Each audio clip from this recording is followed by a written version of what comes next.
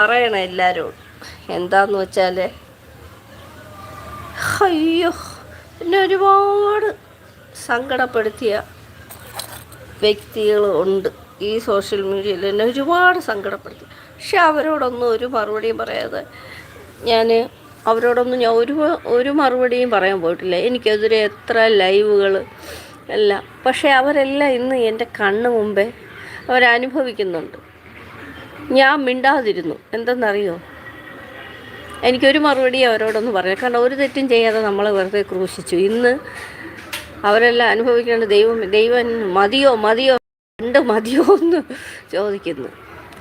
അത്രത്തോളം നമ്മളും പലപ്പോഴും നമുക്ക് വരുന്ന എതിരുകളുടെ മുമ്പിൽ നമ്മൾ മിണ്ടാതിരുന്നാൽ കുറച്ച് താമസിച്ചാലും ദൈവം അതിന് മറുപടി കൊടുത്തിരിക്കും. പ്രാർത്ഥിക്കുന്നവരൊരിക്കലും പരാജയപ്പെടത്തില്ല. എന്നെ വേദനിപ്പിച്ചവരുടെ മുമ്പിൽ ഞാൻ മിണ്ടാതേ ഇരുന്നിട്ടുള്ളൂ. പക്ഷേ ഇന്ന് അവരെല്ലാം നല്ലതുപോലെ അനുഭവിക്കുന്നുണ്ട്.